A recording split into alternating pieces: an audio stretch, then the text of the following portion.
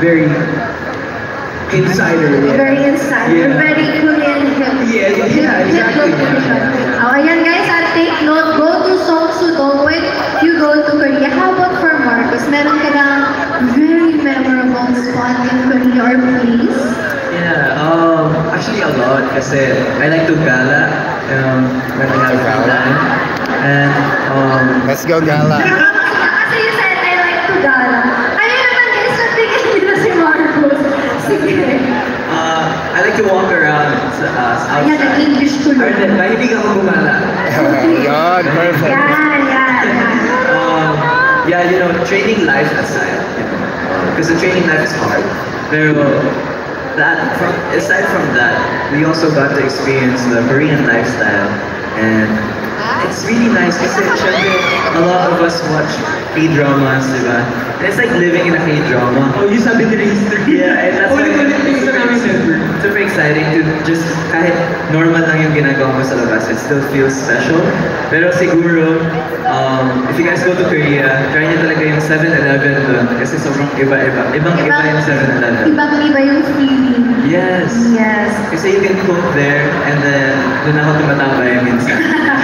Okay, but isingit pala kasi you guys been living in Korea, right? So meron ba kayong natutunan na Korean phrase or Korean word na parang, wow, ang ganda nito and gusto ko itong sabihin sa actors? Meron ba? Mogoship po. Pag kailangan nyo ng... Pag kailangan nyo ng resibo, yung sujum, Juseyo. Yongso? yung sujum. Yongso Yung sujum, Juseyo. Diyos sa'yo. Ayan guys, kailangan nyo manghingi daw ng resibo sa Oo, kasi di ba tax-free kayo, diba? So, dapat yung sujum sa'yo para Ayan. yung tax-free nyo. Yun ang words of wisdom ni Gigi, si Marcos. Favorite kong sabihin talaga pag nag-Korean is 솔직히 말하면. So, sinara yun, which means, To be honest. to be honest, Wow. very honest type ka. So, lagi ko siyang ginagamit every time na may kausap ako. So, Wow.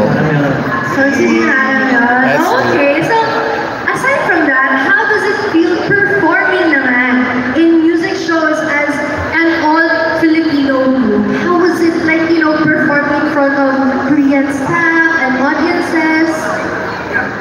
Super laking pressure sa amin. Kasi, of course, excited kami na makalabas sa mga stages sa Countdown, Music Bank, all the shows that our idols have gone up to and performed. Super laking pressure sa amin kasi kami yung magiging first na all-Filipino group to do that and promote really so much. Kasi matagal din naman tayo nag-promote ng per comeback. Like, per comeback tayo up till 1 month. Yeah, we're like just rotating shows and everything. And ayun, super laki pressure but a lot of pride in doing that kasi parang napapakita namin to all the young Filipinos that they can have someone to look up to na looks like them and like relates to them in a different level. Yes. We have the honor of studying history, and it's really, really nice kasi that's kind of Horizon's motivation. We want to keep setting milestones for the Philippine industry, and we want to represent the Philippines talaga. So the fact that we got to promote in every single music show, which is hard to promote in every single music show. Kasi we heard din na not even yung mga K-pop groups, it's hard for them to go to every single K-pop music shows. Pero it's so nice that we got to perform everywhere, and it really is such a dream come true for all of us. And when we were in Dreammaker, when we were in the survival show, we had goals. And at first our goal was to win and debut. But then after debut, we have another goal, and that's to represent the Philippines this time. After we're done setting history, we have another goal. We want to hold concerts, we want to meet our anchors, we want to do fan signs. Kumbaga, every goal we reach, there's always another goal ahead. And that's kind of our mindset, because we won't stop